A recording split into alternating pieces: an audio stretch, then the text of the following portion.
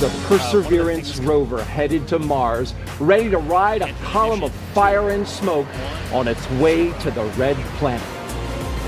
And liftoff. As the countdown to Mars continues, the perseverance of humanity launching the next generation of robotic explorers to the red planet.